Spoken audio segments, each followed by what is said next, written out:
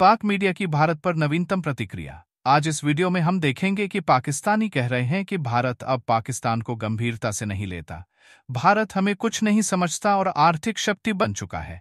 पूरी दुनिया उससे रिश्ता बनाने में लगी है। कि आया जो पाकिस्तान मौक़िफ़ अपना उठाता है, जम्मू और कश्मीर के बारे में बात करता है, उसका क्या जवाब देते हैं। यूजुअली पिछले 2-3 सालों से मैं देख रहा हूं कि भारत जो है वो अवॉइड करता है, वो इग्नोर करता है, वो किसी खातिर में नहीं लाता कि पाकिस्तान ने क्या कहा जम्मू और कश्मीर पे।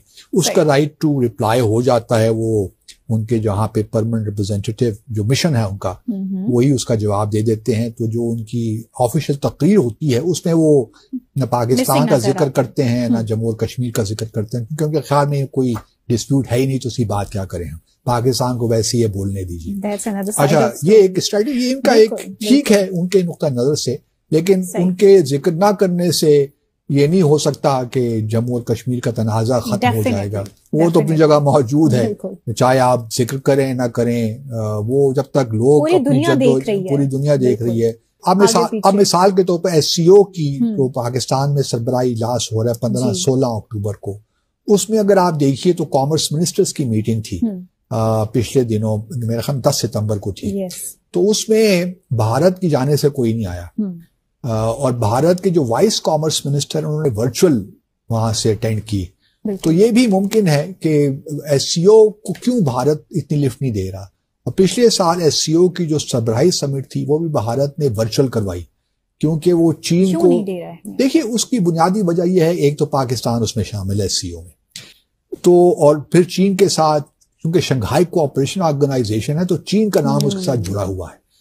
हालांकि ब्रिक्स भी है, लेकिन ब्रिक्स के मामला जरा डिफरेंट हैं। ब्रिक्स में ज्यादा फोकस इकोनॉमिक कोऑपरेशन पे है, जो कि भारत को सूट करता है। ये स्ट्रैटेजी की तरफ ज्यादा जाना तो SCO को वो नजरअंदाज कर रहे हैं, और उसको कोशिश उनकी ये है कि ब्रिक्स की तरफ ज्यादा तवज्जो दें।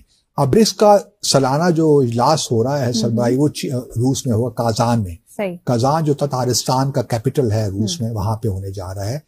ये मेरे ख्याल में 22 अक्टूबर को है, और हमारा जो SCO का इजलास है वो 15-16 अक्टूबर को है।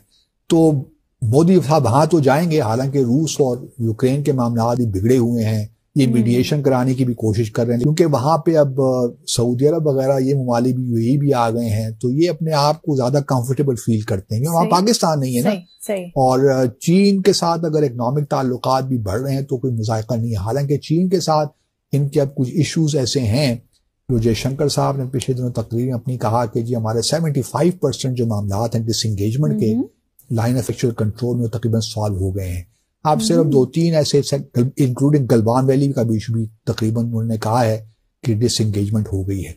लेकिन इस कुछ जो 1-2-3 इलाके हैं उसमें अभी मामला कुछ ऐसे हैं जो डेप्संग और डेमचौक, ये इलाके वो हैं जहां पे अभी डिसएंगेजमेंट होनी है। इसी दौरान अजीत डोवल साहब, ब्रिक्स की जो नेशनल सिक्योरिटी एडवाइजर्स की मीटिंग थी वो हुई, वो उन्होंने अटेंड की, और पहली दफा नेशनल सिक्योरिटी एडवाइजर लेवल के बंदे ने सदर पुतिन पे कॉल की। ये भी एक अनप्रेसिडेंटेड बात थी, लेकिन इससे रशिया का ही पता चलता है कि रशिया भी इस वक्त कितने प्रेशर में है। वो भी चाहता है कि डिप्लोमेटिक आइसोलेशन को बचाना चाहता है ना रशिया इस वक्त। और पुतिन ने कहा है कि जी जो मीडिएशन के लिए 3 ममालिक हो सकते हैं, ब्राजील, चाइना या भारत।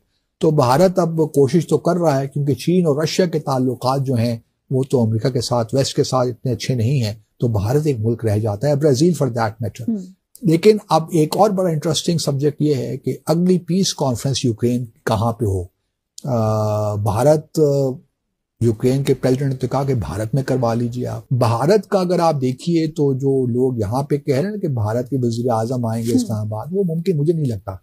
एक तो 15-16 अक्टूबर को है, मुमकिन है कि जयशंकर भी शायद ना आए। मुझे I do not know, I have doubts about this. मुमकिन है कि वाइस प्रेसिडेंट आ जाएं उनके, और क्योंकि देखिए ना, जयशंकर भी आएंगे तो फिर ये होगा कि बायलैटरल मीटिंग करनी चाहिए, नहीं करनी चाहिए। क्योंकि हमारे बिलावल साहब गए थे, अगर आपको याद हो पिछले साल, तो वहां बायलैटरल मीटिंग कोई नहीं हो सकी थी। जब गोवा में SCO की मीटिंग थी तो वहां पे कोई बायलैटरल मीटिंग नहीं थी।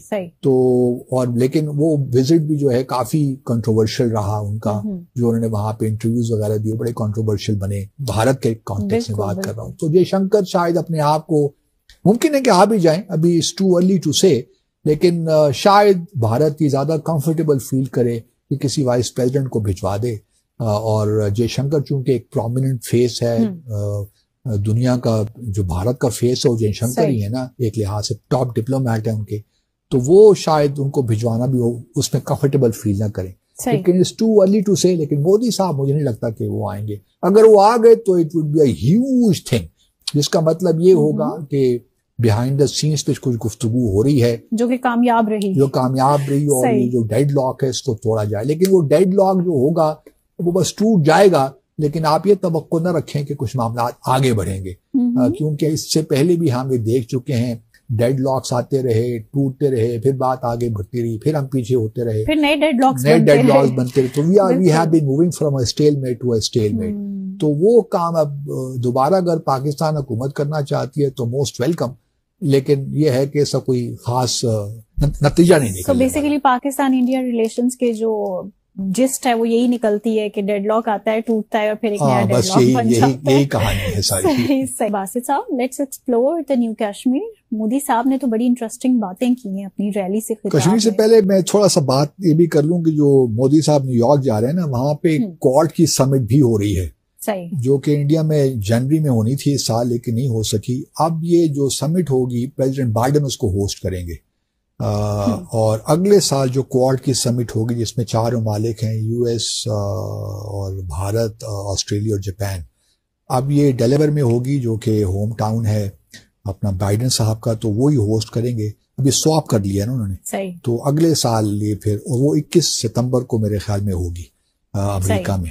तो ये भी एक इम्पॉर्टेंट पीस ऑफ इंफॉर्मेशन था, तो मैंने कहा शेयर कर दूं अपने नाज़रीन के साथ।